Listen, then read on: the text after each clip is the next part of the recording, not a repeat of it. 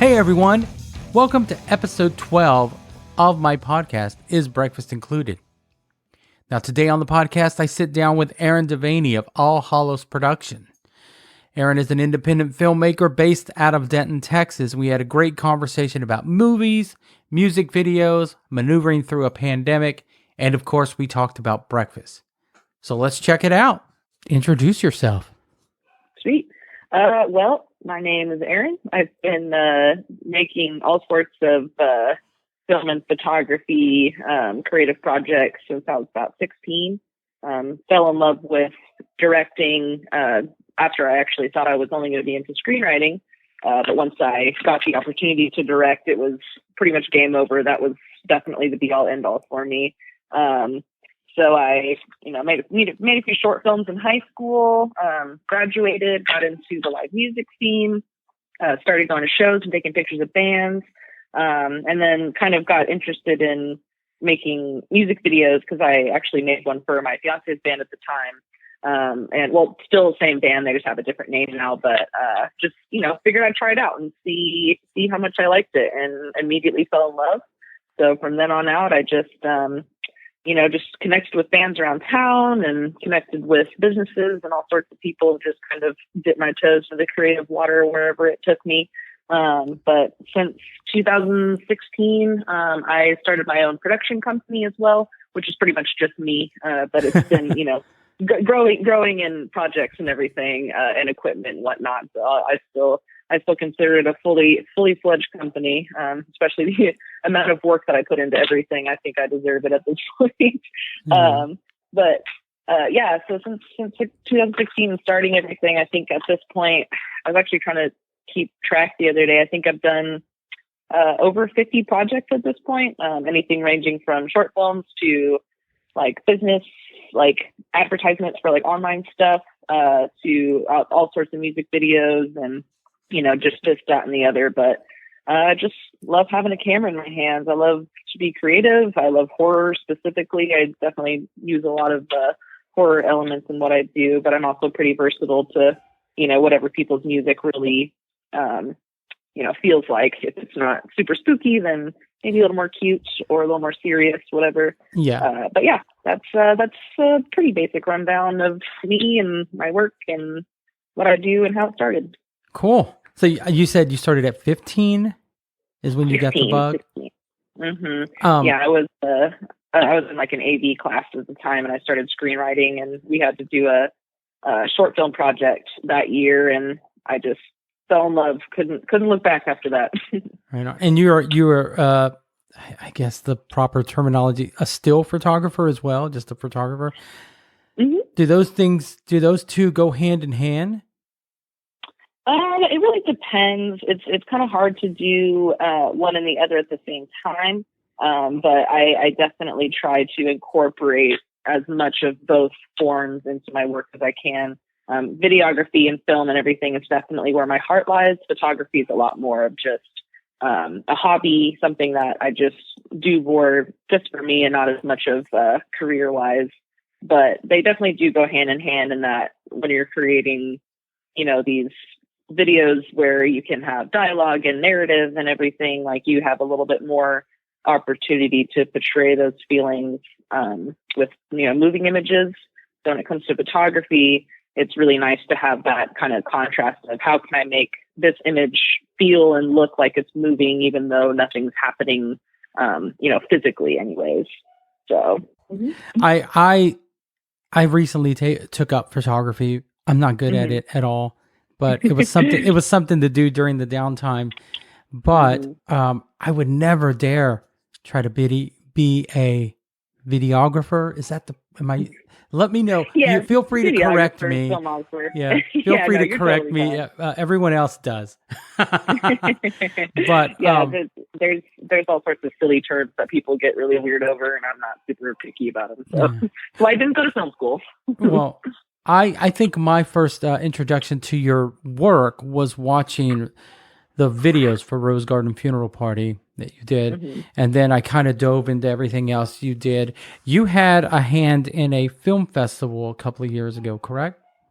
Yes, I did. I actually was like the curator of the entire thing. It was pretty much just me putting all of it together. Mm-hmm. And what was that experience like? Oof, it was a ton of fun, extremely rewarding, but a lot of work. It was just something that I, have been thinking about doing for a while, especially with, the kind of community that's here in Benton. And I know people are pretty much just chomping at the bit to have a reason to be creative, even if it's, just for, or like whether it's just for school or for, anything outside of that. So figured it was a good place, good time, and just kind of started putting things together. Thankfully, my roommate did the booking at Backyard on Bell, so I just kind of like talked to him about it, like, hey, I know this is going to be kind of different from what you guys usually do, but how do you feel? And they were immediately interested in it. They definitely were very big about trying to, keep as many interesting and different events going on there as possible. Very much miss Backyard. But from there on, it just came to, opening up submissions. And at first I wasn't really sure what to do with it because, there's only so many filmmakers in the DFW area. So I signed up on this website called Film Freeway, which is a place where I had submitted a bunch of short films before. And it was incredible. There were people submitting stuff to me from all over the world. And, we had stuff come in from India, from Australia. It was amazing. Just all sorts of incredible and very talented filmmakers who just wanted the work to be seen. And it was quite an honor to show it off. So, between showing off the movies, we had like bands playing and like a costume party, and it was around Halloween, so it was just about the perfect time to hold a horror short film festival. But yeah, it was a ton of work. Took a lot of time, took a lot of effort, and a lot of like, oh gosh, should I give up? But no, definitely keep up with it kind of thought process. But it was so much fun. Definitely hands down, still to this day, one of the best nights of my life. So I would do it again in a heartbeat. Cool. Well, I hope you can do it again. Yeah, hopefully soon. So getting back to Rose Garden Funeral Party, how did you guys meet? How did that relationship start? And you guys, are you still working together a lot? Mm-hmm. So Leah and I actually met, funny enough, through a mutual friend of ours. She had made a Facebook post back when Rose Garden was brand new. This was about 4 years ago now. And she was like, hey, I'm looking for a videographer in the DFW area. Like, Rose Garden wants to start making music videos. So my friend just threw my name in the ring. She happened to be the first person that commented. So Leah reached out to me and was like, hey, this is kind of an idea of what we want, but you have creative freedom here. Like, what do you think? And at that point I had maybe made 3 or 4 music videos. So I was still starting off and everything too. But we rented out this really cool old theater. I don't remember the small town that we were in, but found the perfect spot. And I hadn't even met Leah before, like, the day that we showed up to film together. So, we get there and, start setting everything up. And before we even start working, Leah comes up to me and she's like, how do you feel about being the only person that ever makes Rose Garden Funeral Party music videos? And I was like, yeah, sure, sign me up. So ever since then, we've just been, we create all the time. It feels like it's nonstop, but in a good way. We challenge each other always. Our work has been just increasingly getting better as the years go on, along with their music too. But at this point, we just released our 22nd music video together over the last 4 years. And we've been doing like this cover series for a while, where they take, songs from bands that they find a lot of inspiration from and do like these really intricate covers of them. So I've been doing like the just footage side of that, which has been really fun.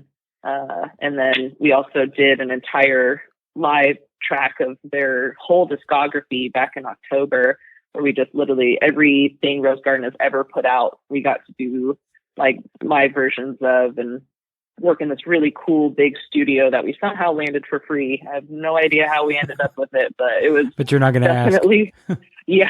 I'm not going to ask. I'm not going to throw it. It was one of the coolest places I've ever worked in. So yeah, it's incredible. I love Leah. She was one of my closest friends at this point too, and we just creatively sync together really well. It's like we have this unspoken language at this point. Like, she knows what I'm going to do with the camera, and I know what she's going to do with her movements. So it's just really incredible having that connection with somebody, especially since we've been working together for so long on so many projects, and everything, brings its own challenges to the table. So we've been through a lot trying to make the stuff that we do, and it's been incredible. I definitely hope that we can continue on with the pattern of everything, no matter what happens with Rose Garden, because they're so stinking good. There's no doubt that they're going to hit it big any day now. So I believe that too. Mm-hmm. And they're all great. When I asked Leah to do this, she was just so like, yeah, I'll do it. And yep. Once I sat down with her, she carried the whole interview. And I said, well, of course she has to be the first episode. Yep. So yep. Along with those guys, you also directed videos for a band called Upsetting, who your fiance plays in. And what other bands have you directed videos for? Oh gosh, all sorts. I have directed. I've directed a music video for this band called Moniker. That was one of the first bands that I worked with. I'm actually not sure if they're making music anymore. Oh yes, they are. Sorry, they're just performing. They are. But that was really fun. We just got to. Yeah, sorry, I've just worked with so many people, and bands change and whatnot. But it was really fun. We just put on a bunch of black metal paint, went into the woods, and had a lot of fun with that. So that was one of the first music video experiences. I've worked with this artist named Hey Greg Hello. Their work is really cool, kind of just super poppy, which was interesting because I normally work with punk and hardcore and metal bands. So getting to work with someone that was completely on the opposite end of the spectrum was great, and they're just the sweetest. So we got to make really pretty music videos. I worked with this artist named Jade Nicole, who on the other end of the spectrum, opposite of what I'm used to working with. She makes kind of Americana soft, folky tunes. She's incredible too. Let's see. I know I'm forgetting so many. Oh, I worked with this artist named Ansley. She lives in Tennessee now, but we got to work together before she moved out there on this really cool set where we built a boat and made a beach set and all this different stuff. One of the only full sets that I've ever made for a music video, but we had a ton of fun with that. I worked with this band. I know some of them have changed names and stuff too, so I'm trying to remember what they all are. My goodness. Having to remember all these projects over the years too is really tough. There's been so much, because mostly been Rose Garden and Upsetting, but give me 1 second, because I can just go onto my website where all of my work is and see these things. I'm on your website right now. Yeah. It's mostly just Upsetting and yeah, it's mostly just Upsetting Rose Garden on here. Oh, I've worked with Loafers a few times. Half of their band moved out to Waco recently, but they're going to start playing shows again soon. But they actually, before the Upsetting music video that we did, I worked on a music video for them just for fun, just to see if we could do it. And we had an absolute blast creating that. So, but yeah, from then on out, it's been, just all artists from all realms, all sorts. I worked with a honky tonk artist down in Austin. Can't even remember his name. The dude was a complete jerk, so I try to forget that whole project as much as I can. But yeah, it's been cool. It's pretty crazy the kind of places it's led me to and the doors that it's opened. But music videos are. I love to do it. I just love music and I love to create visually. So getting the opportunity to combine those two is amazing. But you don't exclusively just do music videos, right? You have short films, or you're working on short films, or working on anything in particular? Other than that. Short films are definitely other than music videos, short films are definitely where my specialty lies. I've created quite a few for myself.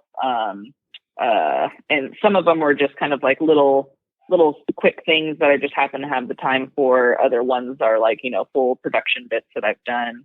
But I love creating short films. I eventually do want to direct full length features. But I find it easier to, focus on pouring my whole attention into something that isn't going to take a year, 2 years worth of my attention at this point, especially with all the other stuff I'm creating. So short films are a great avenue for that. Do you write as well? Do you write the short film as well as direct it, or are these ideas that are brought to you by friends or colleagues or? That's actually great.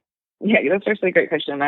all of the stuff that I do, I pretty much create from scratch myself. I thankfully have, wonderful friends and a community here of people that want to create. I never have, a shortness of actors, people, doing lights and sound and stuff like that. But I do all of the production side of things. I write everything, direct everything, edit everything, film everything. So very, very much a jack of all trades. I made sure to teach myself everything that I could pretty much the second that I could. So now I know quite a bit. What about whenever you're creating something and directing something, is there something do you learn something new every time you're out there in the field? Do you run into something like, oh, I've never done that before, let's learn how to do that? Yeah. Oh, absolutely. Every single time I work on something, there's a new challenge. I also really like to just try something different every time that I work on something, even if it's just something really small or it might seem insignificant, because you never know whenever you're going to need that skill in the future. We made a music video the first music video actually that I made after the pandemic hit. We did like slow motion where still had the song playing, but it would play in slow motion, but it still had to sync with the actual time of the song. Mm-hmm. So figuring out how to adjust the speed and, make sure everything's like synced up and make sure it's filmed right. That was really fun. It was very challenging, but it was very fun to actually have that experience with that. And then like editing and everything, I make sure I try something interesting, something new with pretty much every project that I do. And it's taught me a lot. And, I didn't go to school for any of this stuff. So if I don't learn how to do it by my own accord, by just, sitting down and doing the work, then I wouldn't have learned any of the things that I know now. So I know, it's very right? rewarding. Yeah. It's kind of like being book smart and street smart.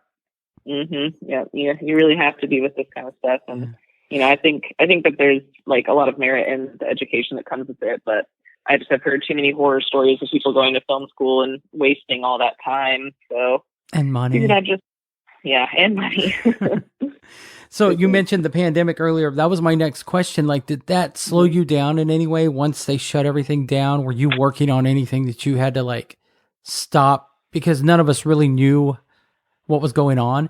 Did that affect you in any way? And if it did, how did you maneuver around it and keep working or not working? Yeah. It's actually funny that you asked that. I was just talking to someone about this the other day. But a friend of mine, like one of my best friends from high school, is a photographer as well. And she went to college with this girl who was working with South by, pretty much like setting up photographers with brands and stuff at the parties and events that they would throw. So she got me on a press badge list. So I was going to go to South by with a press badge, which meant I could get in anywhere, go to any of the film festivals, meet any of the musicians I wanted to, pretty much do whatever I wanted and, get paid by artists and stuff to be at South by, which was something I'd never experienced. But of course, then South by got canceled. So that was out of the question. Yeah. Leah and I had started pre-production on a project that was going to be our biggest one yet. I don't want to reveal too many details about it because we do plan on doing it eventually, but we put together like a whole storyboard and we had all these plans and we had like locations picked out and how we were going to go through with everything. And then it was like, oh, well, now we're all out of work. Now we all, can't be around each other. Now we can't even plan for this. Like, what are we going to do? So that was very heartbreaking. But like I said, we just kind of put it on the back burner. So we will get back around to it. Okay. But I was planning on doing another film festival last year. All sorts of stuff just got, pushed to the back, but I was still able to create a considerable amount last year, mostly thanks to Rose Garden and its setting. So thankful for that. But it's actually just within the last month or so picked back up to like the normal pace that I'm used to. Okay. Yeah. That threw everyone for a loop. Mm-hmm. Our entire industry, people think that being a videographer and being a music tech or being anything, that all that stuff goes together. And so when one went away, they all went away. All the way. Yeah. I think we all knew when South by shut down there was something going on. It was pretty bad. Yeah. Yeah. Yeah. Never in my life had I seen them do something like that. So I was like, man, this has got to be pretty serious. So Well, other than the project that you really can't talk about with Leah, is there anything else that you're working on right now that you can talk about? Any project in particular? And if not, that's cool. Yeah, for sure. Most of the stuff that I'm working on right now is for me. I've been putting together a script. That actually another thing I was going to work on last year. I was going to rent out a cave, like an actual cave system in Austin, for a short film that I wanted to put together. So I'm working on the script for that still. Definitely plan on trying to do that by the end of the year. It's just a matter of if I can get the funding that I need.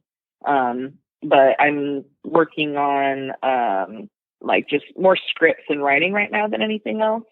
Lee and I are doing our Take Cover series. So we after the Gates of Heaven music video, we haven't quite planned another music video yet, but they're writing new music and stuff too. So, but yeah, Upsetting and I just finished a big long run of music videos last year, but they've got a bunch of new music they're putting together as well. So a lot of this stuff kind of just comes up super last minute. Yeah. I'm working with a Dallas artist named Desi 5. I think that they're mostly just kind of not necessarily hyper pop, but just experimental pop, and their music is incredible. So I'm really excited to hit the ground running on that project.